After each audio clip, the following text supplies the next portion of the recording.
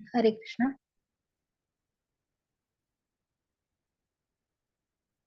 ओम नमो भगवते वासुदेवाय।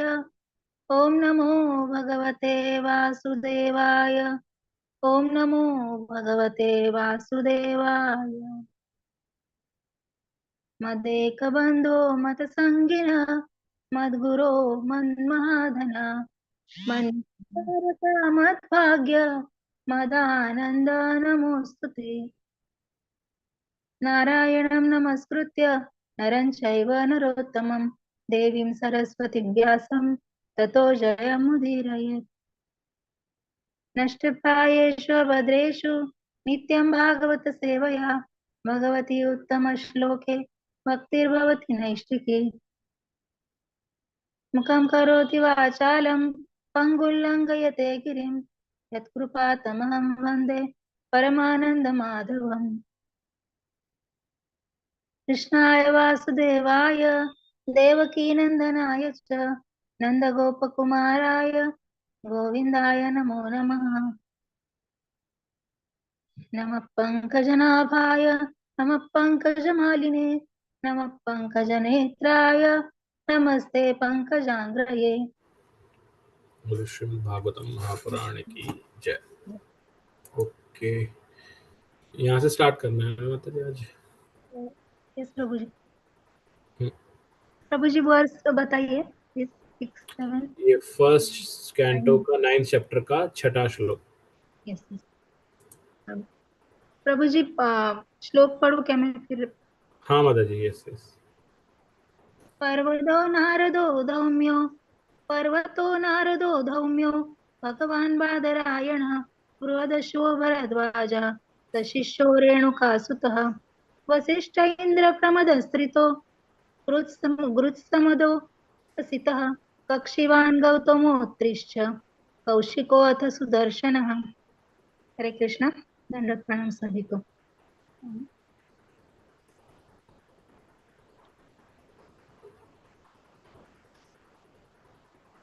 हरी बोल कल्पना गोयल माता जी पढ़ी। हरे कृष्ण। हरे कृष्णा माता जी जी। पर्वत मुनि नारद धौम्य ईश्वर के अवतार व्यास बृहदश्व भरद्वाज परशुराम तथा उनके शिष्य वशिष्ठ इंद्र प्रमद तृप्त गृत समद असित कक्षीवान गौतम अत्रि कौशिक तथा सुदर्शन जैसे सारे ऋषि वहां उपस्थित थे। तात्पर्य: पर्वत मुनि सबसे ज्येष्ठ मुनि माने जाते हैं। वे नारद मुनि के लगभग निरंतर संगी होते हैं। वे अंतरिक्ष यात्री भी हैं जो किसी भौतिक यान की सहायता के बिना वायु में यात्रा करने में समर्थ हैं।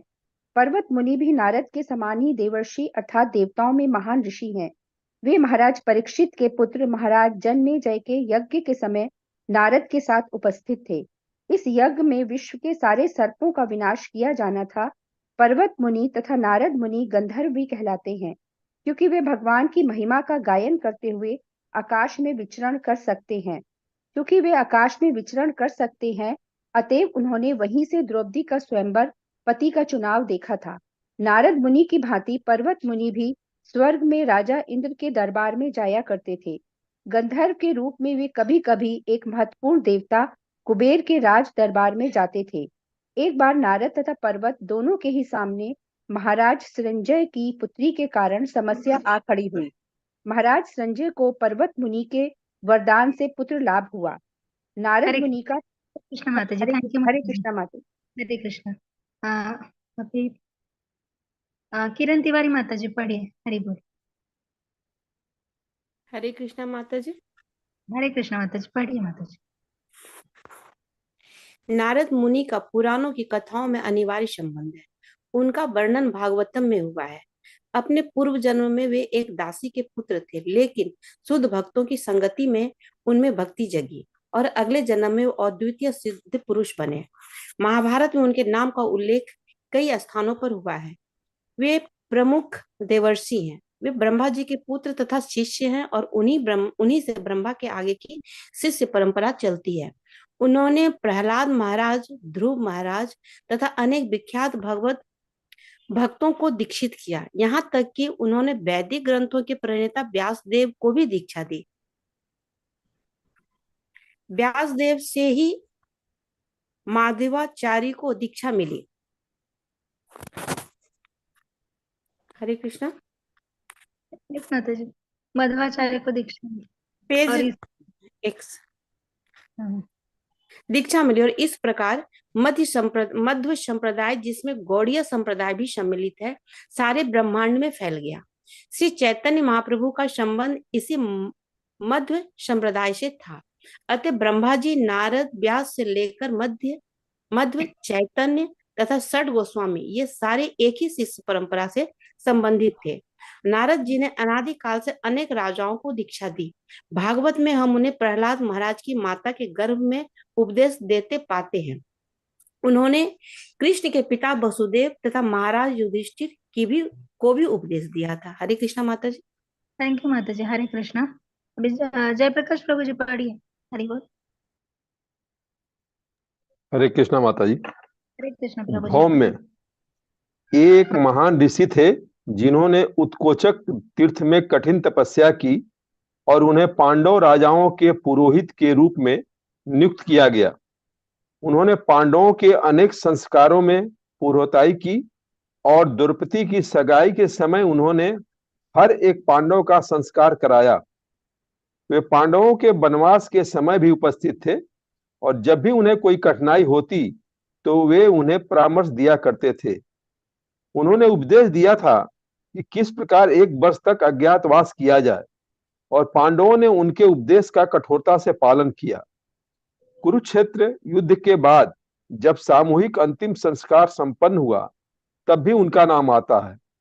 महाभारत के अनुशासन पर्व 127:15-16 में उन्होंने महाराज युधिष्ठिर को अत्यंत विस्मृत धार्मिक उपदेश दिया है।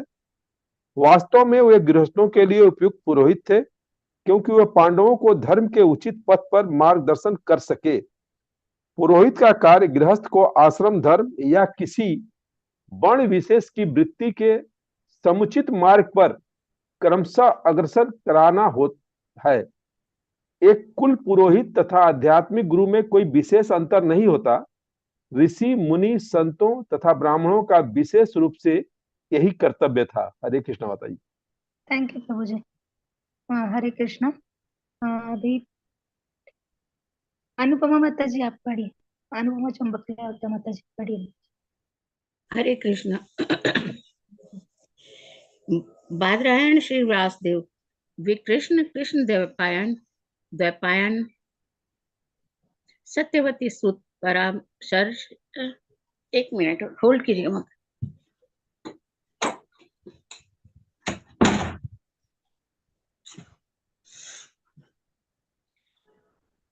पाराशर, आत्मज, बादरायण, व्यासदेव आदि नामों से विख्यात हैं।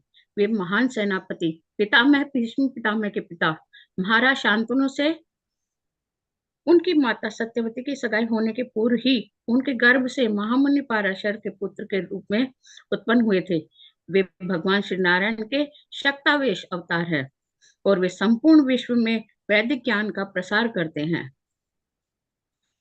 इसलिए जब किसी वैदिक ग्रंथ का विशेष रूप से पुराणों का पारायण करना होता है तब शील व्यासदेव का नमस्कार किया जाता है।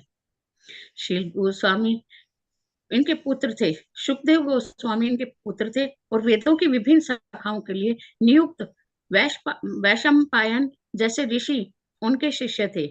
वे महाकाव्य, महाभारत तथा परम दिव्य ग्रंथ श्रीमद् भागवतम के रचनाकार हैं। उन्होंने ब्रह्म सूत्र, वेदांत सूत्र अंदर खेलो आगे विचार बनाने का संकलन किया था। अपनी कठिन तपस्या के कारण वे ऋषियों में सर्वाधिक सम्मानित रचनाकार हैं। उन्होंने कलयुग की जनता के कल्याणार्थ जब अपने महाकाव्य महाभारत को लिखना चाहा तब उन्हें ऐसे समर्थ लिपिक की आवश्यकता हुई जो उन्होंने श्रुत लेख को लिखता जाए। ब्रह्मा के आदेश से गणेश जी ने यह कार्य इस शर्त पर स्वीकार कर लिया कि श्री व्यासदेव एक क्षण भी रुकेंगे नहीं। इस प्रकार श्री व्यासदेव तथा गणेश जी के संयुक्त प्रयास से महाभारत संकलित हुआ।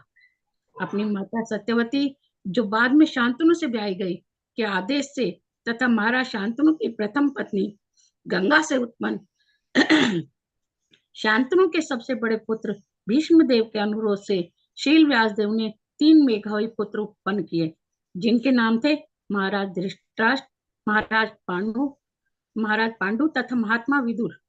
शील व्यास देव ने कुरुक्षेत्र युद्ध के बाद तथा महाभारत के समस्त योद्धाओं की मृत्यु के पश्चात महाभारत का संकलन किया। सर्वप्रथम महाराज परीक्षित के पुत्र महाराज जन्मेजय के राज दरबार में इसे सुनाया गया। थैंक यू माता जी। ठीक है, हरे माता जी। कृष्ण। कुसुम कालिया माता जी पढ़िए आप।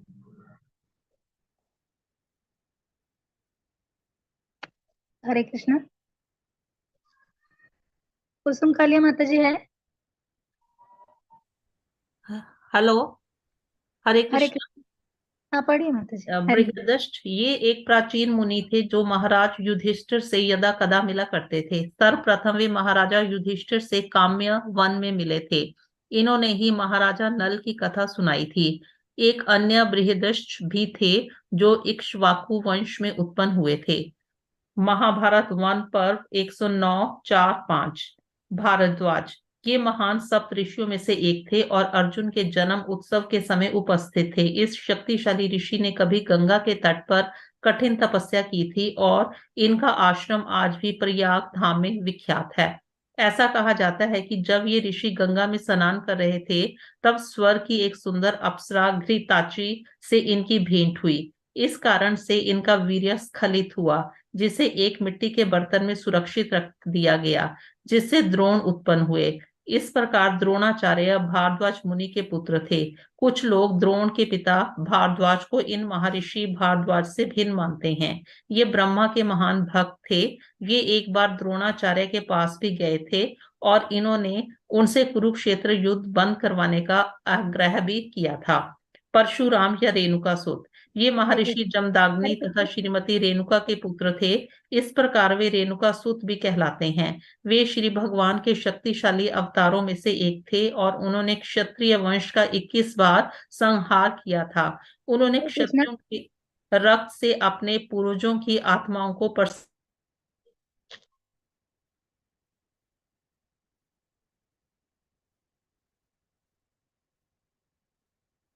माता जी आवाज नहीं आ रही।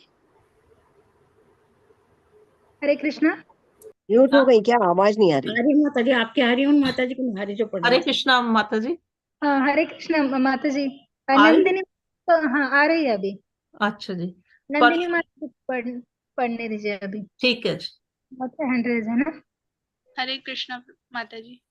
हरे कृष्णा माता जी। यही प्यारा से पढ़ू क्या माता जी? हाँ पढ़ी। परशुराम या रेणुकासुत ये महर्षि जमदग्नि तथा श्रीमती रेणुका के पुत्र थे। इस तरह वे रेणुकासुत भी कहलाते हैं। वे ईश्वर के शक्तिशाली अवतारों में से एक थे और उन्होंने क्षत्रिय वंश का 21 बार संहार किया था। उन्होंने क्षत्रियों के रक्त से अपने पूर्वजों की आत्माओं को प्रसन्न किया। बाद में उन्होंने महेंद्र पर्वत पर घोर तपस्या की। उन्होंने संपूर्ण पृथ्वी को क्षत्रियों से छीनकर उसे कश्यप मुनि को दान में दे दिया। परशुराम ने द्रोणाचार्य को धनुर्वेद की शिक्षा प्रदान की। क्योंकि वे ब्राह्मण थे, वे महाराज युधिष्ठिर के राज तिलक के समय उपस्थित थे और अन्य महान ऋषियों के साथ इस उत्सव में सम्मिलित हुए थे। परशुराम की आयु हरे कृष्ण माता। नहीं परशुराम पूरा पढ़िए माता जी अभी। हरे कृष्णा। परशुराम की आयु इतनी अधिक थी कि वे विभिन्न युगों में राम तथा कृष्ण दोनों से मिले थे। उन्होंने राम से युद्ध किया था, लेकिन कृष्ण को उन्होंने भगवान के रूप में स्वीकार किया था। उन्होंने जब अर्जुन को कृष्ण के साथ देखा तो उसकी प्रशंसा भी की थी। जब भीष्म ने विवाह की इच्छुक अम्बा से विवाह करने से इनकार कर दिया था तो अम्बा परशुराम से मिली थी और उसकी प्रार्थना पर उन्होंने भीष्म देव से उसे पत्नी रूप स्वीकार करने के लिए कहा था। अपने गुरु होते हुए भी भीष्म देव ने उनकी बात नहीं मानी थी। अतः परशुराम ने उनसे युद्ध किया था। दोनों में घमासान युद्ध हुआ और अंत में परशुराम भीष्म से प्रसन्न हुए और उन्होंने उनको विश्व का सबसे बड़ा योद्धा होने का वरदान दिया था। हरे कृष्ण माता। हरे कृष्ण माता जी। थैंक यू माता जी। पंकज बख्शी माता जी पढ़िए आप वशिष्ठ।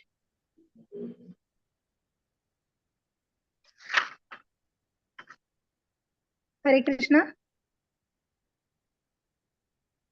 हरे कृष्णा आवाज आ रही है माता जी?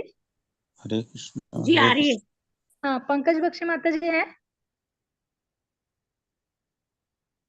नहीं तो हेलो। फिर हाँ, हाँ, हरि बोल। हरि बोल। हाँ, पढ़ी माता जी। वशिष्ठ। बृहद बृहद ये नहीं, ये तो वशिष्ठ। इसके बाद। हाँ जी, वशिष्ठ। वशिष्ठ जी से पढ़ना है ना।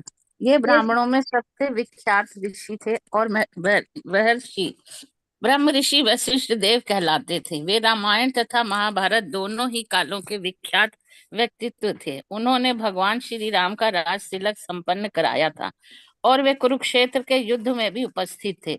वे समस्त उच्च लोकों तथा अधो लोकों में जा सकते थे और उनका नाम हिरण्यकश्यप के इतिहास के साथ भी जुड़ा हुआ है। विश्वामित्र तथा उनके बीच बहुत तनाव उत्पन्न हुआ था क्योंकि विश्वामित्र उनकी कामधेनु गाय लेना चाहते थे। जब वशिष्ठ मुनि ने अपनी कामधेनु देने से इनकार कर दिया तो विश्वामित्र ने इनके 100 पुत्रों को मार डाला। एक आदर्श ब्राह्मण होने के नाते वे विश्वामित्र के सभी व्यंग सहते रहे। एक बार तो विश्वामित्र के अत्याचारों से परेशान होकर उन्होंने आत्महत्या करने का प्रयास किया, किंतु उनके सभी प्रयास विफल हो गए। वे पर्वत से कूदे, किंतु वे जिन पत्थरों पर गिरे वे रुई के ढेर बन गए और वे बच गए। वे समुद्र में भी कूदे, किंतु किंतु लहरों ने उन्हें पुनः किनारे पर ला दिया। वे नदी में भी कूदे, लेकिन नदी ने उन्हें पुनः किनारे पर ला दिया। इस प्रकार उनके आत्महत्या के सभी प्रयास विफल रहे। वे सप्तऋषियों में से एक हैं और ये सुप्रसिद्ध नक्षत्र अरुंधति के पति हैं। हरे कृष्णा माता जी। थैंक यू माता जी। हरे कृष्णा। मनोरमा माता जी पढ़िए। हरे कृष्णा माता जी। हरे कृष्णा। इंद्र प्रमद ये एक अन्य विख्यात ऋषि हैं। त्रित वे प्रजापति गौतम के 3 पुत्रों में से एक थे। पुत्रों में वे तीसरे थे और उनके अन्य भाइयों के नाम एक और द्वित थे। ये सभी भाई महान ऋषि थे और धर्म के नियमों का कड़ाई से पालन करते थे। कठोर तपस्या के बल पर वे ब्रह्मलोक को प्राप्त हुए थे। एक बार त्रित मुनि कुएं में गिर गए थे। वे अनेक यज्ञों के व्यवसायिक थे और महर्षि के रूप में मृत्यु शैया पर पड़े विष्णु देव को अपना समान प्रदर्शित करने वे भी आए थे। वे वर्णलोक के सप्त ऋषियों में से एक थे। वे विश्व के पाश्चात्य देश के रहने वाले थे, अतः संभवतः वे यूरोपीय देश के निवासी थे। उसमें पूर्ण जगत एक ही वैदिक संस्कृति के अधीन था। गृहस्थ मध्य स्वर्ग के एक ऋषि, वे स्वर्ग के राजा इंद्र के विशिष्ट घनिष्ठ मित्र थे और बृहस्पति के समान ही महान थे। महाराज युधिष्ठिर के दरबार में उनका आना जाना रहता था और उसमें वे भी गए उस स्थान पर वे भी गए जहां विष्णुदेव ने अपनी अंतिम सांस ली। कभी कभी वे महाराज युधिष्ठिर के समक्ष शिव का गुणानुवाद किया करते थे। वे वित्त हव्य के पुत्र थे और देखने में इंद्र की प्रकृति से मिलते जुलते थे।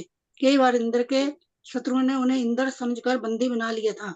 वे ऋग्वेद के विद्वान थे और ब्राह्मणों द्वारा उन्हें अत्यधिक सम्मान दिया जाता था। उन्होंने ब्रह्मचर्य जीवन बिताया और वे इसी प्रकार से शक्ति संपन्न थे। असित इसी नाम का एक राजा भी हुआ, लेकिन यहाँ पर असित का नाम असित देवल ऋषि। माता जी हरि बोल। माता जी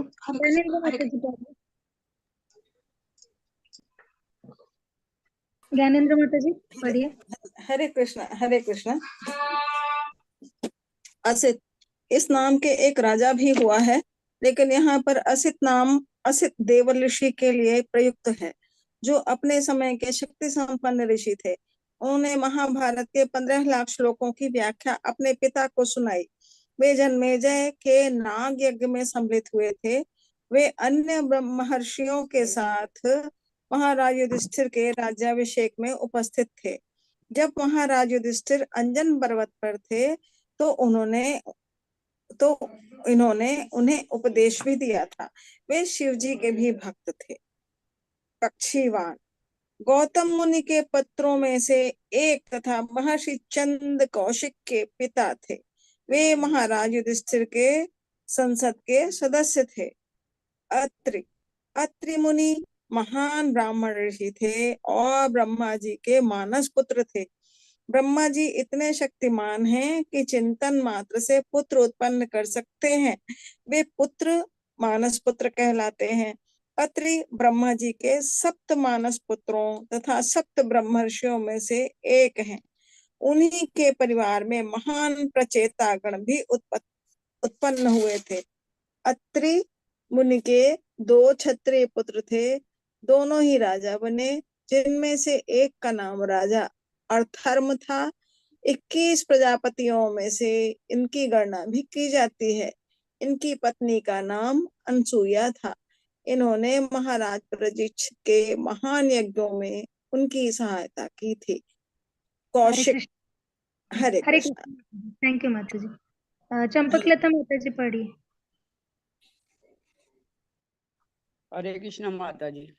हरे कृष्ण माता जी। दंडवत दंडवत प्रणाम। कौशिक महाराज युधिष्ठिर के राज दरबार के स्थायी ऋषि सदस्य थे। ये कभी कभी भगवान कृष्ण से भी मिलते रहते थे। इसी नाम के अनेक अन्य ऋषि हुए हैं। सुदर्शन ये सर्वाधिक शक्तिशाली अस्त्र है। यहाँ तक कि ब्रह्मास्त्र या अन्य विध्वंस अस्त्रों से भी ये श्रेष्ठ है। इस चक्र को भगवान ने विष्णु या कृष्ण ने अपने अस्त्र के रूप में स्वीकार किया था। किन्हीं वैदिक ग्रंथों में कहा गया है कि अग्निदेव ने यह अस्त्र श्री कृष्ण को प्रदान किया था, लेकिन सच्चाई ये है कि भगवान इस अस्त्र को निरंतर धारण किए रहते हैं। अग्निदेव ने यह अस्त्र श्री कृष्ण को उसी प्रकार अर्पित किया जिस प्रकार महाराजा रुकम ने उन्हें अपनी पुत्री रुक्मिणी प्रदान की थी। भगवान अपने भक्तों को ऐसी भेंटें स्वीकार करते रहते हैं। अपने भक्तों की ऐसी भेंटें स्वीकार करते रहते हैं, यद्यपि ये उन्हीं के नित्य संपत्ति हैं। महाभारत के आदि पर्व में इस सुदर्शन अस्त्र का विस्तृत वर्णन मिलता है। भगवान कृष्ण ने इसका प्रयोग अपने प्रतिद्वंदी शिशुपाल के वध के लिए किया। उन्होंने इसी के द्वारा शाल्व का भी वध किया और कभी कभी उन्होंने चाहा था कि अर्जुन अपने शत्रुओं को संहार करने के लिए इस चक्र का प्रयोग करे। महाभारत विटार पर्व 56.3। धन्यवाद माता जी। बहुत बहुत धन्यवाद माता जी। हरे कृष्णा। अभी हरे कृष्णा। ये जो श्लोक है ना, 6वां और 7वां, इसमें पूरे ऋषियों की परंपरा यानी ऋषि गण जो महान हो गए उनका विस्तृत वर्णन प्रभुपाद जी ने दिया है। तो एक एक पॉइंट या दो पॉइंट आप बताना चाहेंगे कि आपको अभी पर्वत मुनि लेंगे तो पर्वत मुनि का क्या आपको लगा है या बताना चाहेंगे? हरे कृष्णा। हरे कृष्णा बताएं माता जी। बताइए माता जी। ये पर्वत मुनि जो है सबसे प्राचीन ऋषि कहे जाते हैं और ये नारद मुनि के संगी थे। मतलब नारद मुनि से उनका बहुत साथ था और वो मतलब इसलिए वो कहे जाते थे अंतरिक्ष यात्री, क्योंकि वो बिना किसी यान के और वहां पर हवा में यात्रा करने में समर्थ थे। वे नारद के साथ परीक्षित महाराज के पुत्र महाराज जन्मे के यज्ञ के समय भी उपस्थित थे। हरे कृष्णा माता। थैंक यू माता जी। और नारद मुनि और पर्वत मुनि दोनों को गंधर्व द्वय कहा जाता है। गंधर्व गाना गाने के लिए फेमस एक गंधर्व लोक है, क्योंकि ये भगवान उसमें का भगवान का महिषागान किया करते हैं। वायु में भी, ऊपर आकाश में भी भगवान के महिमा का गान कर सकते हैं। और ये जो सब ऋषि मुनियों का दिया है ना, आपको क्या लगता है कि ये सब आप दिया है प्रत्येक ऋषि का, तो प्रभुपाद जी ने इतने विस्तृत दिया है, तो हमें क्यों उनके प्रति मीन्स क्या बोलते हैं इंफॉर्मेशन चाहिए? हमें अभी क्या आवश्यकता है इन ऋषि मुनियों को कि इंफॉर्मेशन कलेक्ट करना या अपने मन में धारण करना? हरे बताएंगे कृष्णा आप? माता जी। हरे कृष्णा। दंडवत प्रणाम। दंडवत मुझे प्रणाम। लगता है कि ये यहाँ पर जो विवरण दिया है 17 ऋषिज का, इनके बारे में प्रभुपाद जी ने हमें इसलिए इंफॉर्मेशन दी है कि हमें सिचुएशन समझ में आ जाए ये कितना इम्पोर्टेंट था उस वक्त जब भीष्म देव को अपने प्राण उनकी आत्मा जो है भगवान परमात्मा में लीन होने वाली थी। ये बहुत बड़ा उस वक्त का एक घटना थी जिसका हम अंदाजा नहीं लगा सकते हैं, क्योंकि ये आध्यात्मिक थी। और इतनी बड़ी घटना को देखने के लिए जब तक बहुत बड़े लोग ना हों तो इसके चार चांद कैसे लगते। और हम यहाँ तक आज तक, हो सकता है आगे भी कितने लाखों हजारों साल इस काव्य, इस नॉलेज को पढ़ा जाएगा, इसके फॉलोवर्स होंगे। तो नेचुरल सी बात है, गोल्ड की वैल्यू तभी होती है जब गोल्ड की क्वालिटी होती है। तो इस घटना की ये क्वालिटी का एक हिस्सा है कि इतने हैवी वेट्स वहां पे थे, जिस वजह से ये मोस्ट इंपॉर्टेंट ओकेजन हो गया था उस ड्यूरेशन का, जिसका इफेक्ट आज तक चल रहा है और आगे भी चलता रहेगा। यस हरे प्रभु कृष्ण जी, माता जी। थैंक यू प्रभु जी। और कोई बताना चाहेगा कि क्यों हमारे लिए ये इम्पोर्टेंट है कि इन हरे ऋषि कृष्ण माता जी, हरे बोलिए। कृष्ण। हरे कृष्ण। इन विशेष ऋषि मुनियों में एक खास बात यह है कि कुछ ब्रह्मर्षि हैं, कुछ देवर्षि हैं, कुछ गंधर्व हैं, और कुछ ब्रह्मर्षि, देवर्षि, गंधर्व इंद्र के दरबार में रहने वाले, मैंने पृथ्वी में भी हैं, आकाश में भी हैं, वायु में भी हैं, सभी जगह हैं। खास बात ये है। दूसरी खास बात ये है कि कुछ मुनि ऐसे हैं जो सतयुग, त्रेता, द्वापर तक बराबर इतनी दीर्घायु से जिए हैं कि उन्होंने हर घटना का अपनी आंखों से देखा है। और वो कोई जब घटना हुई है, वो सतयुग में भी हुई, त्रेता में भी हुई, द्वापर में हुई, तो उस घटना के वो प्रमाण रूप में भी वो उपस्थित थे सारी घटनाओं को। और जहां भी कहीं धर्म की दिक्कत हुई या परेशानियां हुई तो सुमति के लिए, सन्मार्ग के लिए वो राजाओं को उपदेश भी देते रहे, उनको सन्मार्ग भी देते रहे। इसलिए इन मुनियों का विशेष विवरण हर जगह है। जितने भी धार्मिक ग्रंथ हैं हमारे, उनमें सब में व्यास जी का या धौम्य ऋषि का या भरद्वाज जी का, कौशिक का, परशुराम जी का, हर इन सभी मुनियों का विशेष नाम आता है और इसीलिए प्रमाणित है। हरे कृष्ण माता जी। हरे कृष्ण माता जी, थैंक यू। और कोई बताएगा?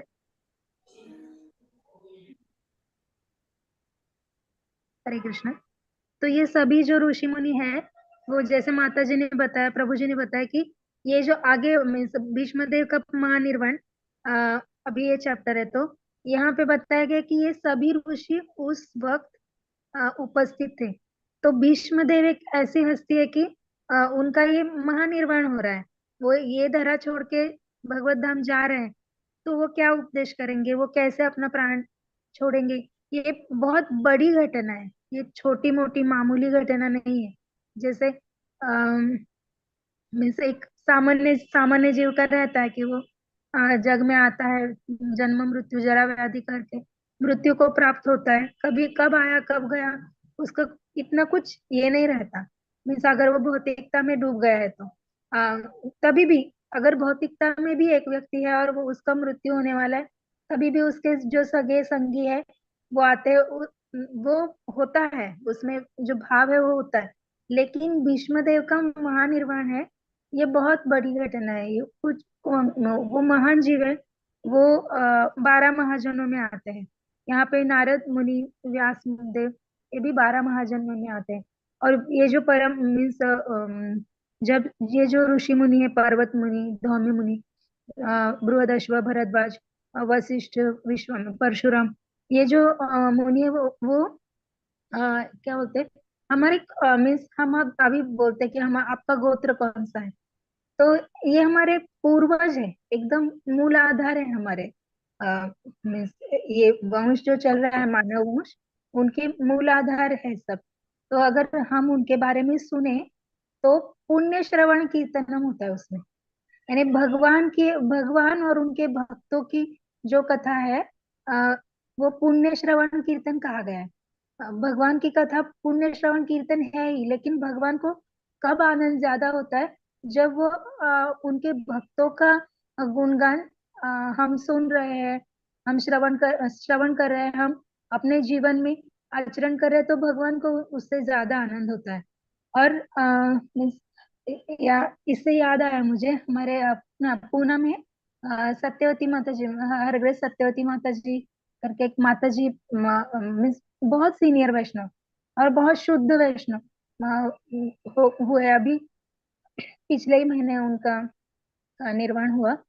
तो माता जी ने जैसे 33 इयर्स की एज में उन्होंने भक्ति में प्रवेश किया, और आप विश्वास नहीं करेंगे माता जी, वो इतना मीन्स भक्ति में प्रगत हो गए ना कि उन्होंने जैसे डे 1 से उन्होंने पूरा कृष्ण भावना को समर्पित किया खुद का जीवन। बैंक ऑफिसर थे वो, बेस्ट कैशियर थे। तो थोड़े वर्ष बाद उन्होंने वो की सब मीन्स वो नौकरी छोड़ दी और पूरा प्रचार के लिए उन्होंने अपना जीवन समर्पित किया। और पूना के जो सब सिटीज मीन्स पैरेलल ऐसे जो रहते हैं ना, जैसे बॉम्बे में रहेगा दादर बांद्रा वगैरह, तो ऐसे जो पैरेलल रहते हैं वहां पे बहुत दूर दूर जगह पे माता जी जाते थे, और बॉम्बे में भी बहुत मीन्स जाते थे। तो माता जी ने इतना प्रेम से सभी को एकत्र किया ना, तो लास्ट में मीन्स परम पूज्य राधा स्वामी महाराज के वो शिष्य थे। तो लास्ट जब उनको कैंसर हुआ और 2000 मीन्स एक 8-10 सालों से कैंसर था, तो अभी 2021 से वो ज्यादा हो गया। और महाराज खास पूना महाराज मायापुर थे, तो खास माता जी का जो अंतिम समय चल रहा है इसलिए महाराज पूना में आए थे।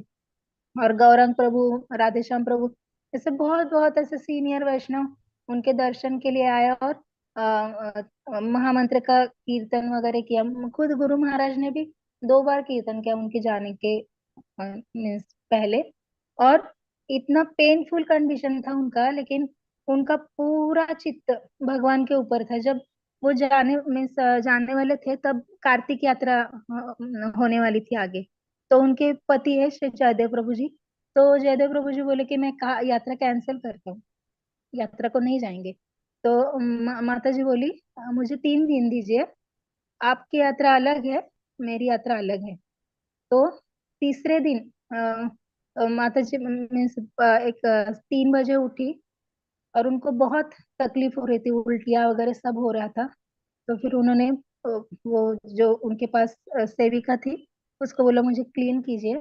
फिर उन्हें बोला कि आप है ना कि नीचे से तुलसी लाइए, लेकिन तुलसी तोड़ के मत लाइए, नीचे जो पड़े होगे ना वही लाइए, क्योंकि अभी अंधेरा है। और फिर उन्होंने तुलसी पत्र और सब सब गंगा जल वो सब उनको देने को बोला प्रभु जी को, और हरे कृष्ण महामंत्र का जाप करते हुए उन्होंने देह छोड़ा। तो ऐसे डिवोटीज है, अभी भी है। तो उस वक्त उनके अंतिम समय में जो अभी मुझे दिख रहा है कि भीष्मदेव के अंतिम समय में ये सब आ रहा है, तो ऐसे वैष्णव आज भी है। तो हमें चाहिए कि उनके गुणगान करें और अपना शुद्धिकरण करें। ये सिर्फ अपने शुद्धिकरण के लिए और भगवान की प्रसन्नता के लिए ही यह सब वैष्णव का ये जो आचार्य है, ये जो संत है, साधु है, ऋषि है, उनका वर्णन किया हुआ है। तो हरे कृष्णा।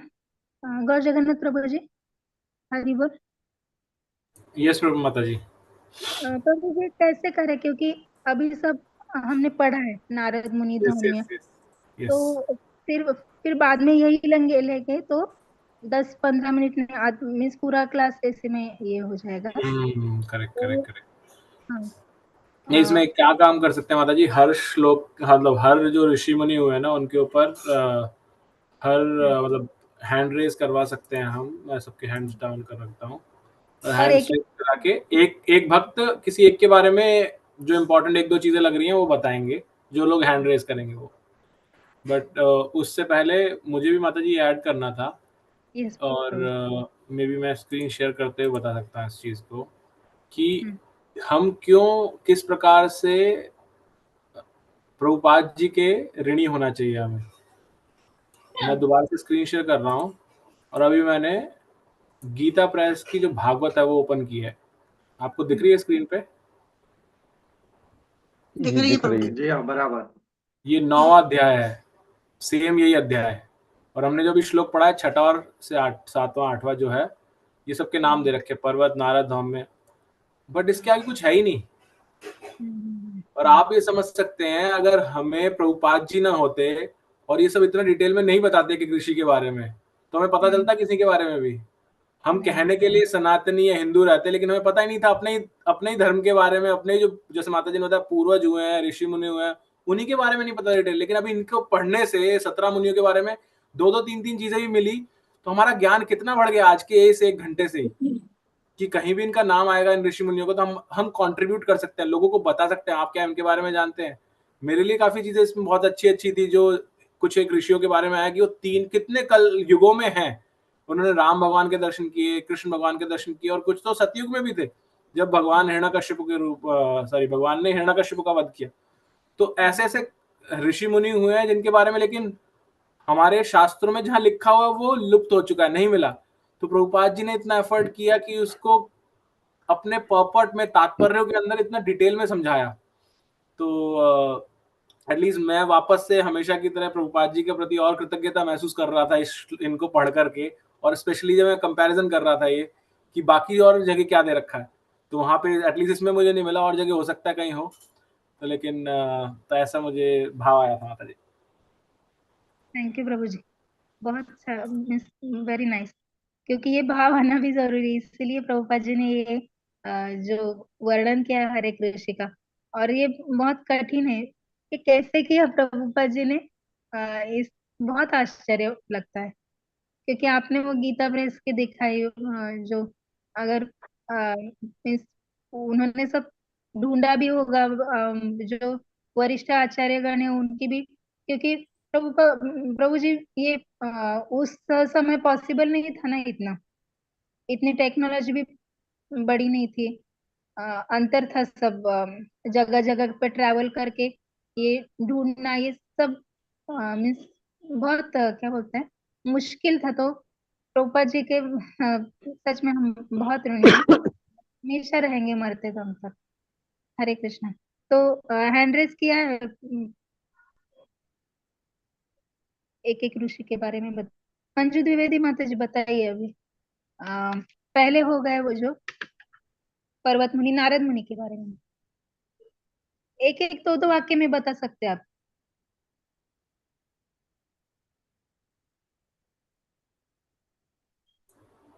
और अगेन इसका इंटेंट सिर्फ यही है, जैसा अभी हमने चर्चा की ना, कि हो सकता है हमें लगे यार हमने सिर्फ 2 ही श्लोक किए आज, बट ये इतने इंपॉर्टेंट ऋषि मुनि है सारे कि अगर हम इनके बारे में एक बार रुक करके वापस से नहीं करेंगे तो हम भूल जाएंगे। तो एक बार उन पर चर्चा करनी आवश्यक है, क्योंकि वापस पता नहीं कब मिलेंगे इनके बारे में कुछ भी हमें डिटेलिंग। तो सभी भक्त हैंड रेज करके कुछ कुछ बता सकते हैं हर ऋषि के बारे में। मे बी स्टार्टिंग विद, जैसे माता जी ने पर्वत मुनि हो गए, नारद मुनि भी हमने खैर पढ़ा है, मे बी उनसे नेक्स्ट धौम्य के बारे में बता सकते हैं। कौन बताना चाहे, जो बताना चाहता है हैंड रेज कर सकते हैं। रेखा माता जी वीडियो में हैंड रेज कर रहे हैं। ये धौम्य ऋषि एक ऋषि थे, और ये जो थे पांडव राजाओं के राजपुरोहित थे, और द्रौपदी की सगाई के समय पांडवों के साथ थे, और उन्होंने पांडवों को इस उपदेश भी दिया था, और किस प्रकार 1 साल का अज्ञातवास करें, ये सब पांडवों को उन्होंने शिक्षा दी थी। और पुरोहित का कार्य गृहस्थ को वर्णाश्रम धर्म की सारी मार्ग का क्रमशः अग्रसर कराना होता है। हरे कृष्णा प्रभु जी।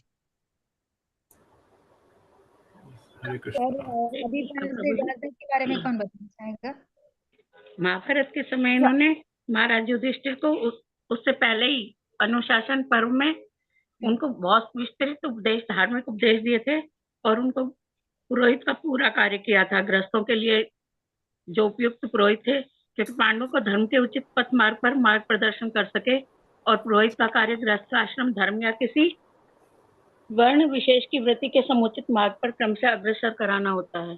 तो उन्होंने ये पूरा विशेष रूप से किया था। तो एक ऋषि पर एक ही प्रभु जी या माता जी बोलेंगे, फिर नेक्स्ट पे अगले कोई और बोलेंगे। तो ये तो हो गए धौम्य। उसके बाद व्यासदेव भी हमने नारद जी के साथ पढ़ाई है, व्यासदेव भी तो जो आया है वो हमने मोस्टली पढ़ा है। नेक्स्ट उनसे नेक्स्ट बृहदेश्वर, उनके बारे में कोई बताएगा?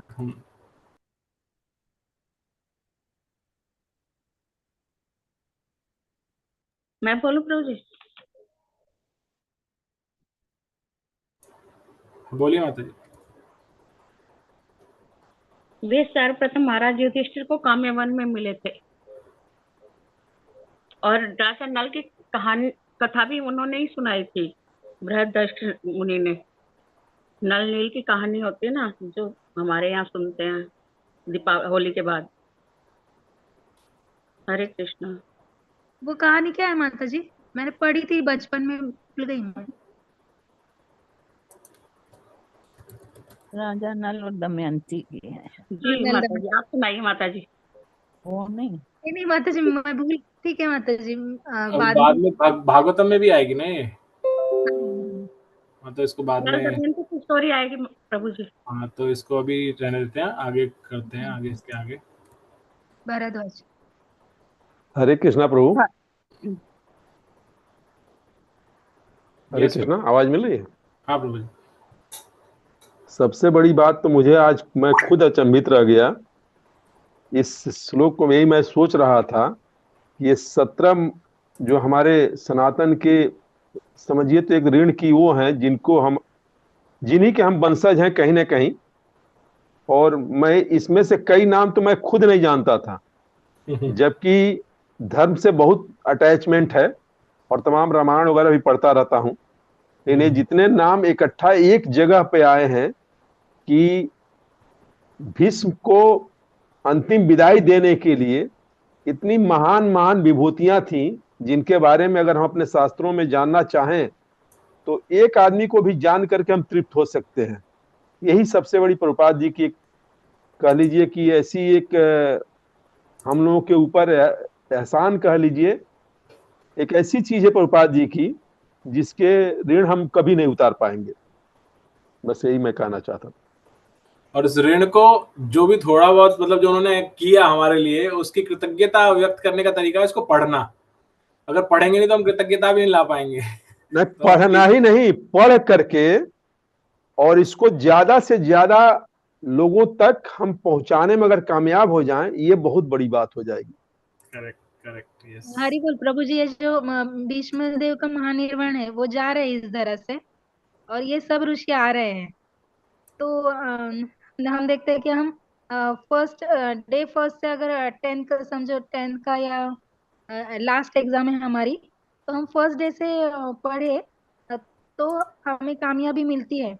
और बहुत दिल से पढ़े तो, ऐसे ही नहीं, दिल से पढ़े तो हर एक भक्त को भी मीन्स इससे मीन्स मैं मेरे शुद्धिकरण के लिए बोल रही हूँ कि हर एक भक्त को भी ये विचार करना है कि मैं हर दिन भगवान को समर्पित होने की इतनी मीन्स हृदय से कामना करूं कि अंतिम समय में मीन्स ये सब इनके अंतिम समय में इतने महान आचार्य, इतने महान ऋषि आए, तो मेरे अंतिम समय में भी मुझे वैष्णव की वैष्णव आए, हरे कृष्ण महामंत्र हो मेरे अंतिम समय में भी। हरे कृष्ण।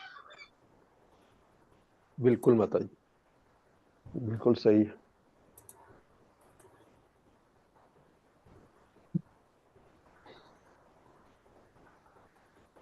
हरे कृष्णा माता जी।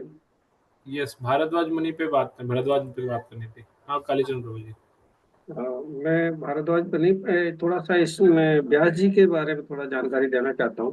हाँ प्रभु जी, शायद प्लीज। काफी लोगों को मालूम हो और शायद न मालूम हो तो जानकारी हो। हाँ प्रभु जी। व्यास देव जी 4 भाई थे, ऐसा मालूम है किसी को? अगर मालूम है तो यही क्लोज करेंगे, अदरवाइज आगे बढ़ाएंगे। नहीं पता प्रभु जी हमें। हाँ, व्यास देव जी 4 भाई थे, यानी पाराशर से जो और सत्यवती से उत्पन्न है वो स्वयं व्यासदेव जी हैं। और बाद में सत्यवती का शांतनु के साथ शादी जब हो गई तब 2 पुत्र और पैदा हुए, यानी माँ तो सत्यवती ही है, पिता अलग है तो फिर भी तो भाई ही हुए माता से जन्म लेने के कारण। चित्रांगद और विचित्रवीर। इस प्रभु जी वो भाई ही थे, भाई ही माने जाते हैं। और एक और है, पिता जब शांतनु है इधर, उधर गंगा माँ है, तो गंगा माँ प्लस शांतनु से भीष्म पैदा हो रहे हैं, तो ये भी भाई हुए। और ये भी सौतेले ही कहे जाएंगे क्योंकि पिता एक है और वो जो है माता अलग है। यानी कि ये मिलाकर के 4 भाई हो जाते हैं, व्यासदेव, भीष्म, चित्रांगद और विचित्रवीर। तो ये थोड़ा जानकारी मैं देना चाहता था। हरे कृष्णा प्रभु जी। थैंक यू प्रभु जी। हरे कृष्ण। आगे रेणुका सुत परशुराम जी। हरे कृष्णा। हरे कृष्णा माता जी। हाँ बोलिए माता जी। हाँ जी, परशुराम जी जो थे ये महर्षि जमदग्नि और रेणुका जी के पुत्र थे, और वो रेणुका सुत भी कहलाते हैं। वो भगवान के बहुत ही शक्तिशाली अवतारों में से एक है वो। और उन्होंने इस पृथ्वी से 21 बार उन्होंने क्षत्रिय वंश का संहार किया था, और अपने पूर्वजों को उन्होंने प्रसन्न किया था। उन्होंने महेंद्र पर्वत पर तपस्या भी की थी, कठोर तपस्या। और उन्होंने परशुराम जी ने द्रोणाचार्य जी को धनुर्वेद की शिक्षा भी प्रदान की थी, क्योंकि वे ब्राह्मण थे और वो महाराज युधिष्ठिर के राजतिलक के समय में भी थे। उनकी आयु भी इतनी थी कि वे विभिन्न युगों में थे। वे जैसे त्रेता में भी थे और द्वापर में भी थे। भगवान राम के साथ भी उन्होंने युद्ध किया था। तो ये ये उनका इनके बारे में। हरे थैंक कृष्णा। यू। हरे कृष्णा। वशिष्ठ मुनि। हरे कृष्ण माता जी। हाँ हरे कृष्णा, बोलिए माता जी। ये ब्राह्मणों में सबसे विख्यात ऋषि थे और महर्षि वशिष्ठ कहलाते थे। ये रामायण टाइम में भी थे और महाभारत के कालों में भी थे। उन्होंने श्री राम जी का राजतिलक भी संपन्न कराया था और कुरुक्षेत्र के युद्ध में भी उपस्थित थे। मतलब इनकी उम्र कितनी होगी और कितने बड़े उच्च कोटि के संत हैं, मतलब ऋषि हैं ये। वे उच्च लोकों तथा अधोलोकों में आ जा सकते थे। उनका नाम हिरण्यकशिपु के इतिहास के साथ भी जुड़ा हुआ है। इसमें बताया कि विश्वामित्र और उनके बीच में, वशिष्ठ जी के बीच में तनाव उत्पन्न हुआ था, क्योंकि वो जो विश्वामित्र थे उनकी गाय लेना चाहते थे। जब उन्होंने गाय देने से इनकार कर दिया तो विश्वामित्र ने उनके 100 पुत्रों को मार डाला था। फिर वो इतने दुखी हो गए कि उन्होंने वशिष्ठ जी की उन्होंने आत्महत्या करने का भी प्रयास किया, किंतु वे बहुत उच्च कोटि के ऋषि थे। तो वो इसमें पर्वत से कूदे तो वे पत्थरों पे गिरे, मतलब उनको कुछ नहीं हुआ। वो पत्थर थे वो रुई के हो गए। और समुद्र में कूदे तो वे लहरों ने समुद्र की लहरों ने उन्हें पुनः किनारे पर ला दिया, मतलब उनको कुछ नहीं हुआ। इस प्रकार उनका जो आत्महत्या करने का प्रयास वो विफल रहा। और वो सप्त ऋषियों में से एक है और सुप्रसिद्ध नक्षत्र अरुंधति के पति हैं। थैंक यू माता जी। और वशिष्ठ और विश्वामित्र मुनि के बीच में जो कलह था वो समाप्त हो गया बाद में। वो अच्छे मित्र भी बने बाद में। हरे कृष्णा माता जी। प्रभु जी। मुझे कुछ ध्यान आ रहा है, प्लीज कंफर्म करें अगर सही है तो। वसु एक 8 में से एक वसु को शाप लगा था, कर्स किया था महर्षि वशिष्ठ ने, जिसको फिर पृथ्वी पे आकर जन्म लेना पड़ा भीष्म देव के रूप में। क्या ये वही महर्षि वशिष्ठ है ना?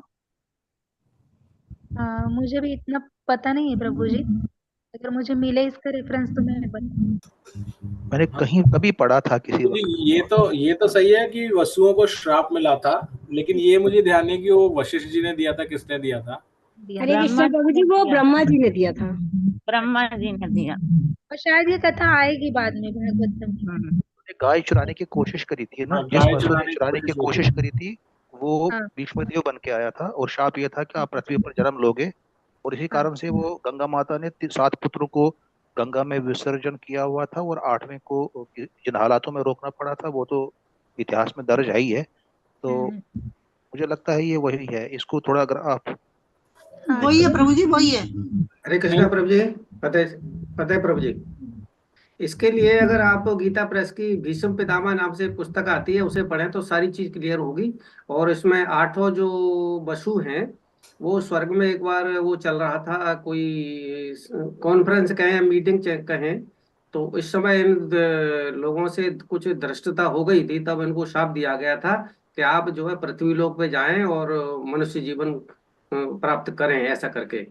फिर बाद में गंगा और शांतनु की जब शादी हुई है तब एक एक करके 7 वसुओं को ये था कि आप छोटे समय में जीवन व्यतीत मतलब करके छोटा जीवन लेके भी वापस स्वर्ग में आ सकते हैं। लेकिन 8वें वसु को ये वो था वरदान कहें या श्राप कहें कि आपको जमीन पर मनुष्य रूप में ही रहना पड़ेगा। तो 8वें वसु जो थे भीष्म के रूप में थे, जो कि उनको अपने जीवन के अंतिम क्षण तक पृथ्वी पर रहना पड़ा।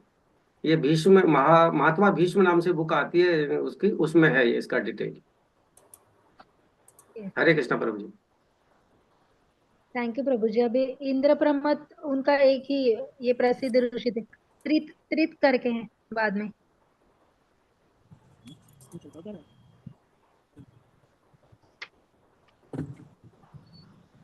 हरे कृष्णा। हरे कृष्णा माता जी, क्या हमको ऐसे रीड करके जो लिखा हुआ है यही बोलना है ना, क्योंकि वैसे तो जानकारी नहीं है ज्यादा हाँ, हमें। थोड़ा वो वाक्य जो आपके मन को छुए, जैसे ऋषि जबकि पाश्चात्य देश से आए तो ये मन को छूता है ना, अरे पाश्चात्य देश भी ये जी हमारी जी संस्कृति थी।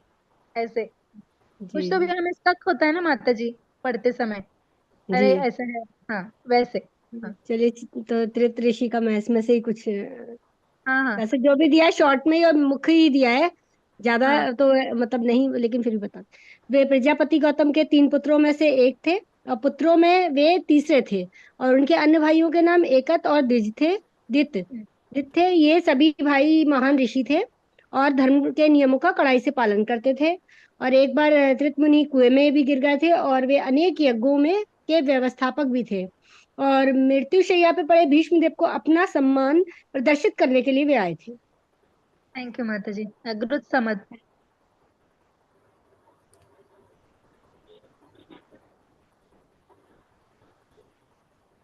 हरे कृष्णा। हरे कृष्ण माता जी। हाँ बोलिए माता जी, बोलिए। ये स्वर्ग के राजा इंद्र के घनिष्ठ मित्र थे, और महाराज युधिष्ठिर के समय जब शिव का गुणगान किया करते थे, विश्व के पुत्र थे और देखने में इंद्र की आकृति से मिलते जुलते थे। कई बार इंद्र के शत्रुओं ने उन्हें इंद्र समझकर बंदी भी बना लिया था। थैंक यू माता जी। असित।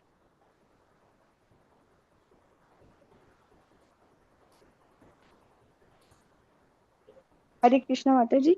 हरे कृष्णा।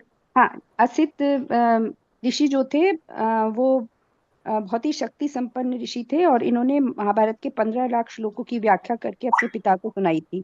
और ये जन्मेजय के नाग यज्ञ में भी सम्मिलित हुए थे, और महाराज युधिष्ठिर के राज्याभिषेक में भी उपस्थित थे। और जब महाराज युधिष्ठिर अंजन पर्वत पे थे तो वहां पर भी इन्होंने उपदेश दिया था उन्हें, और ये शिव जी के महान भक्त थे। हरे कृष्णा माता जी। थैंक यू माता जी।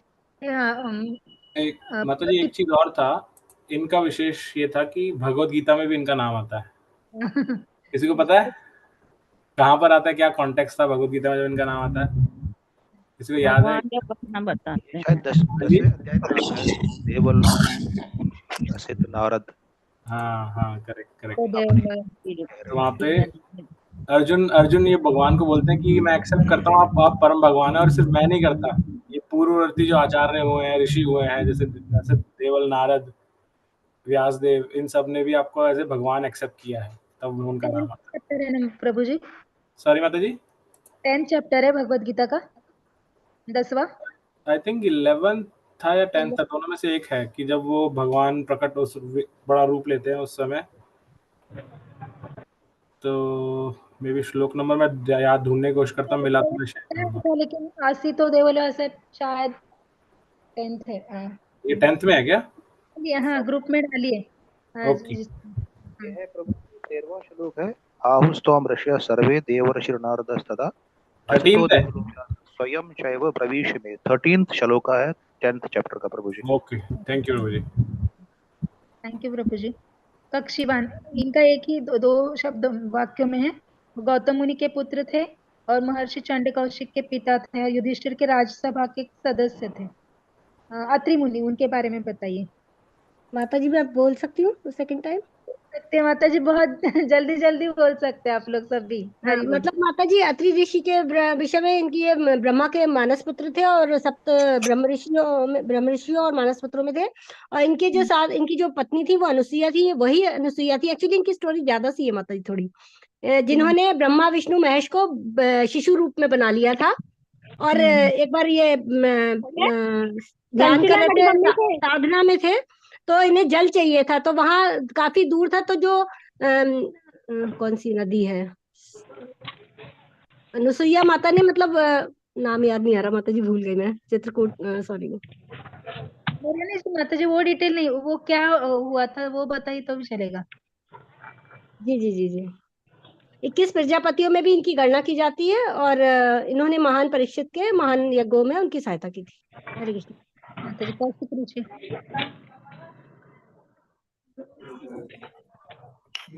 दत्तात्रेय के पिता भी कहलाते हैं अत्रि। आइए अत्रि ऋषि दत्तात्रेय। चंद्र देवता दत्तात्रेय और दुर्वास, इन तीनों के पिता अत्रि ऋषि थे।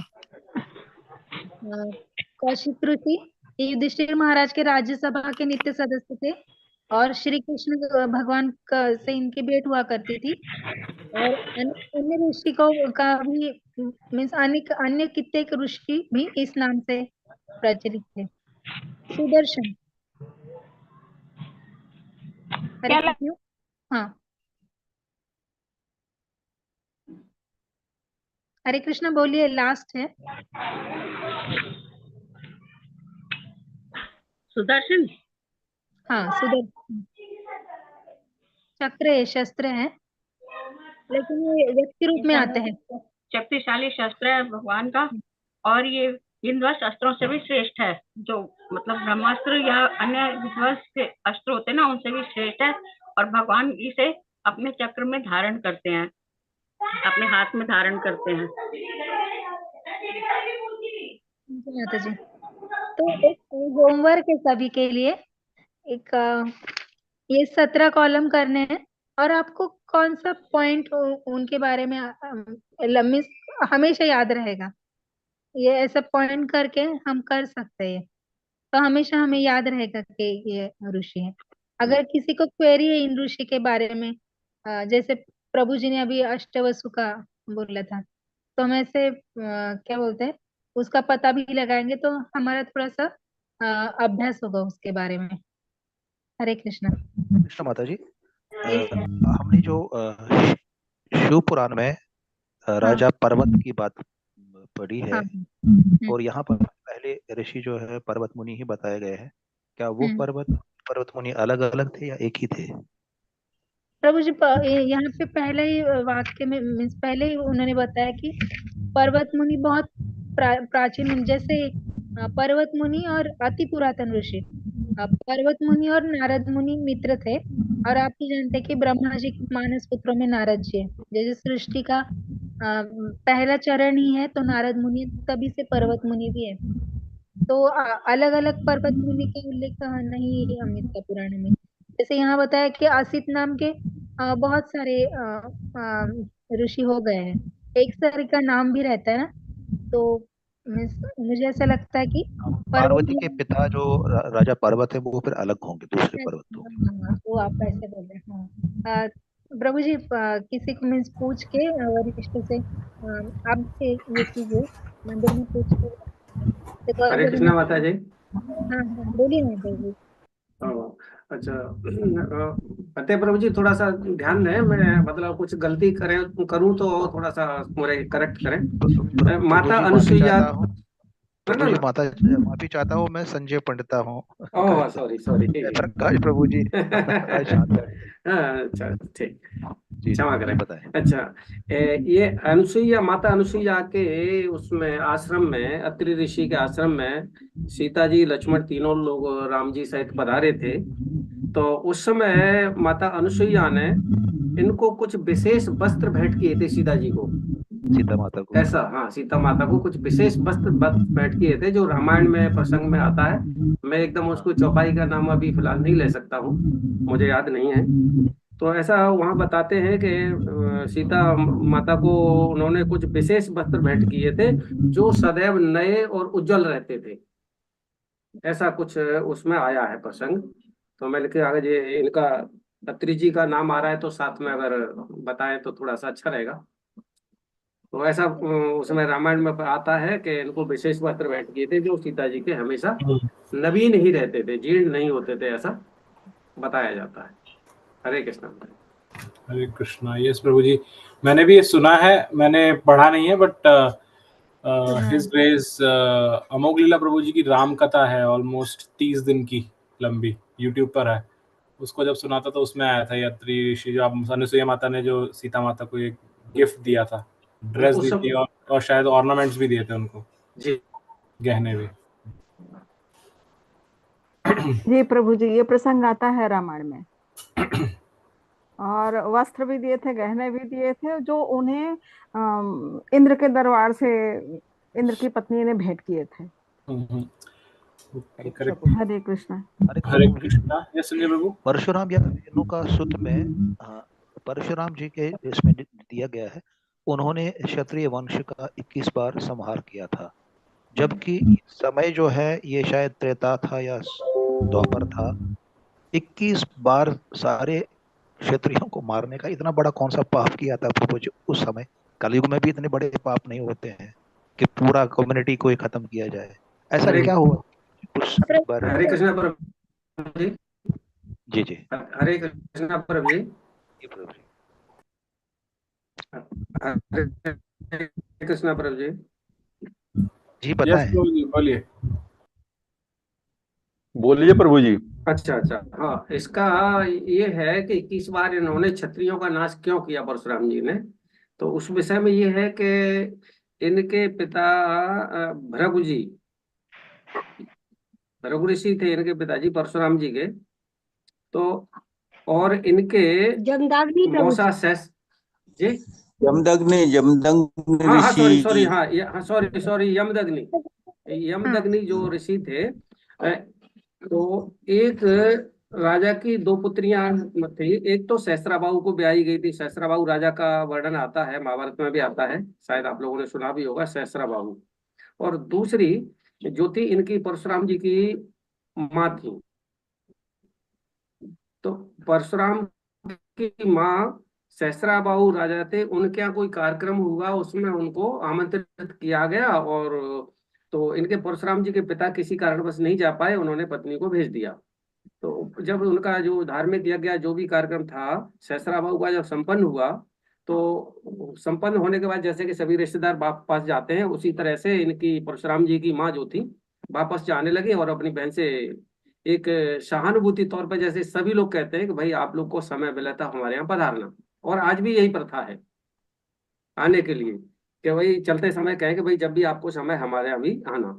तो वो जो राजा की पत्नी यानी सहस्त्राबाहु की पत्नी अथवा परशुराम की जो मौसी थी, वो थोड़ी हंस करके और इनका मजाक बनाते हुए बोली, अरे के तुम तो रोजाना मांग के खाने वाले आदमी, तो हमारे राजा अर्थात हमारे साथ राजा जाएंगे, मैं जाऊंगी तो हमारे साथ सैकड़ों की संख्या में सैनिक भी जाएंगे। जब तुम अपने दो आदमियों का, तीन आदमियों का खाने की व्यवस्था नहीं कर सकते, तो हमारी सेना अर्थात राजा का स्वागत आप कैसे कर पाएंगे। ये बात उनको कही गई, यानी परशुराम की माँ को। तो वो ये सुन करके और थोड़ा बहुत जो भी अपनी सामाजिकता होती है उनको निभाती हुई वो वहां से विदा होकर चली गई। तो वहां से जाने के बाद अपने आश्रम में बहुत दुखी सी रहने लगी। लेकिन परशुराम उनके परशुराम के पिताजी को कुछ भी नहीं बताया और परशुराम को भी कुछ पता नहीं लगने दिया। दुखी रहने लगी। तो वो एक बार परशुराम जी के पिता ने उनसे पूछा कि जब वो अकेले थे, तो बोले अब बच्चे तो इस समय है नहीं, तो मुझे अब बता सकती हो अपने दुख का कारण। तो उन्होंने ये सब कथा जो सहस्राबाहु के घर पे धार्मिक अनुष्ठान में हुई थी और जो वापस आते समय जो घटना उनकी बहन ने की उनके साथ, वो सारी बात कह के सुनाई। तो कुछ संयोग वियोग की बात कुछ ऐसी है कि आश्रम के बाहर ही कहीं वो परशुराम भी घूम रहे थे, लेकिन उनके पिता और माता की जानकारी भी नहीं थी कि परशुराम यहाँ पर है। तो उन्होंने ये सारी बात जो पिता माता की चल रही थी वो सुन ली। तब उन्होंने ये कसम खाई, एक तरह से प्रण लिया कि मैं किसी भी क्षत्रिय को जमीन पर छोड़ूंगा नहीं जिसने मेरी माँ का इतना भारी अपमान किया है कि हम कुछ खिला नहीं सकते हैं, तो इसलिए वो हमारे यहाँ नहीं आएगी। यानी तुम तो भिखारी हो, एक तरह से रोज मांगते हो रोज खाते हो। ब्राह्मण का यही है ही है, आश्रम के समय में तो यही था, मांगते और खाते थे। तब उन्होंने ये ऐसा प्रतिज्ञा की कि मैं क्षत्रियों को छोड़ूंगा ही नहीं जमीन पे। तो जो जहां मिलता था उसको उतनी बार वहां पर उसने मारते थे। तो इनका जो है दिल्ली के आसपास है और अम्बाला है, दूसरा ये इधर का भी आता है। जब कथा पढ़ते हैं तो इंदौर के आसपास, उज्जैन के आसपास में भी उन्होंने बहुत सारे राजपूतों को, उनको क्षत्रियों को मारा। और एक बार जो है यहाँ पर कानपुर और उसके लखनऊ के बीच में कोई एक जगह है, मुझे याद नहीं इस समय, वहां पर ये जो राजा जो बच गए थे, क्षत्रिय राजा वहां पर जाके छुप गए, वहां पर भी ये ढूंढते ढांढते वहां परशुराम पहुंच गए। तब वो जो है वहां पर भगवान शिव के मंदिर में उनकी पूजा अर्चना करते थे, और उन्हीं के संरक्षण में वो लोग रह रहे थे, राजपूत लोग। तो वहां पर पहुंचे परशुराम, उनको भी ढूंढते ढांढते मारने के लिए पहुंचे। तो शिव ने सामने खड़े होकर बोला कि ये लोग अब मेरे भक्त हैं, इनको आप तुम नहीं मार सकते, अगर मारोगे तो पहले मेरे से युद्ध करो। तो इससे पहले जब शिव जी से मुलाकात हुई, इनकी भेंट हुई, उससे पहले 21 बार ये वध कर चुके थे राजाओं का। ये 22वीं बार थी, मतलब गिनती की जाए तो। उस समय शिव जी ने इनको एकदम विरोध से कह दिया कि अगर किसी भी मेरे आदमी को आपने छुआ तो अच्छा नहीं होगा, और उनके पास जाने से पहले आप मेरे से युद्ध कीजिए, जीत जाओ अगर तो फिर बाद में 22वीं बार भी आप मार सकते हो। इस तरह से 21 बार की चर्चा आती है। 22वीं बार उनका सामना जो है भोलेनाथ शंकर जी से हुआ, फिर 22वीं बार वो वध नहीं कर सके। ये है कथा। हरे कृष्णा। थैंक यू प्रभु जी। हरे कृष्णा। प्रभु जी, ये जो मीन्स उनके पिताजी की हत्या की गई थी, जो बहुत श्रेष्ठ ऋषि में है। तो और मेन पर्पस उनका ये था कि क्षत्रियों में अहंकार बढ़ गया था। एक क्षत्रिय की वृत्ति चाहिए कि वो सबका पालन करने की वृत्ति रखे, ना कि अहंकारी बन के दूसरों पर जुल्म करे। तो ये जो जुल्म किए थे, कर रहे थे क्षत्रिय और अहंकारी हो गए थे, तो उनको शुद्ध करने के लिए परशुराम जी का अवतार उसी लिए हुआ था। थोड़ा सा अलग लगता है वो, क्योंकि 21 बार बहुत ज्यादा होता है, लेकिन वो उनकी वृत्ति वैसी हो गई थी। और फिर महर्षि कश्यप मुनि को ये पृथ्वी दी गई उनके बाद में, और वे खुद महेंद्र पर्वत पर चले गए। तो पता है, साइड स्टोरी कुछ भी हो सकती है। मुख्य कारण यही था कि उनका क्षत्रियों से ये दुश्मनी इसीलिए हो गई थी कि उनकी माँ को अपमानित किया। मुख्य कारण ये था, बाकी साइड स्टोरी प्रभु जी, हो सकती है। प्रभु जी, माता जी दोनों को बहुत बहुत आभार, धन्यवाद कुछ भी पार्ट ऐड करने के लिए। जैसा मैं हमेशा बोलता हूँ, एज ए प्रैक्टिस हम अगर शास्त्र को भी कोट कर सके तो ज्यादा अच्छा होगा, ताकि हम उसको याद रख सके, रेफर कर सके। बहुत डिटेल में स्टोरी बताई काली मैं कोशिश करूंगा कल इसमें से कुछ थोड़ा मिल जाए। ढूंढ करके आप उसका शास्त्र भी रेफर कर दीजिएगा, चाहिए तो व्हाट्सएप में डाल दीजिएगा आप ग्रुप के अंदर। अभी तो नहीं, कल मैं देखूंगा पहले। कल डाल दीजिए, एक दो दिन में डाल दीजिए, जब भी डालना हो। हाँ, धन्यवाद प्रभु जी, बहुत अच्छा लगा सब सुनकर। पहली बार ही सुना है ये परशुराम जी का जो वृतांत आपने सुनाया। धन्यवाद। जैसे परशुराम जी के इसमें एक ये मुझे ऐड करना था प्रभु जी की, ये मुझे अच्युत गोपाल प्रभु जी ने बताया था, और क्योंकि वो गोवा से हैं। हरे कृष्णा प्रभु जी। हरे कृष्णा माता जी। प्रभु जी, जब ये विकाली चंद्र प्रभु जी ने जो सुनाया है ना, ये सब डाल देना, क्योंकि मेरा ना लड़की आई हुई है, बच्चे जमाई, तो मैं सुन नहीं। हरी बोल। माता जी, मुझे आप मेरे नंबर पर रिंग कर ले दिन में कभी भी, मैं आपको थोड़ा सा इसके बारे में जानकारी दे दूंगा। हाँ, ये YouTube पे रहेगा ये सारा जो हमने रिकॉर्ड किया है अभी। हाँ, ये YouTube मैं बस ये ऐड कर रहा था कि गोवा जो आज की तारीख में ऐसी भूमि मानी जाती है जहाँ पर सिर्फ मटेरियल एंजॉयमेंट है, सेंस एंजॉयमेंट है, उसको परशुराम क्षेत्र बोला जाता है। शास्त्रों में पुराना बताया गया इतिहास के अंदर कि परशुराम जी ने वहां तपस्या की उस भूमि पर। गोवा जो एकदम बिल्कुल अपोजिट हो गया, उससे अपोजिट। और सॉरी, गोवा भी है, लेकिन कोकण की जो भूमि है ना पूरी, अच्छा, वो आपको लाल दिखेगी, रक्तवर्णीय भूमि। वो परशुराम जी मीन्स वो जो क्षत्रियों का निर्दालन किया ना, उसी वजह से है वो। और वो सब कोकण, गोवा, सब प्रांत परशुराम कोंकणी ही है माता जी। शायद महेंद्र पर्वत भी उसी क्षेत्र में है जहाँ पर ये इनका निवास था। हाँ, तो आई एम श्योर अगर हम नेक्स्ट टाइम जब अच्युत गोपाल प्रभु जी आएंगे तो इसके बारे में और अच्छे से हमें बता सकते हैं और डिटेल में। ठीक है, तो आई थिंक 20 मिनट ऊपर हो चुके हैं, तो आज की कक्षा को हम विराम देते हैं।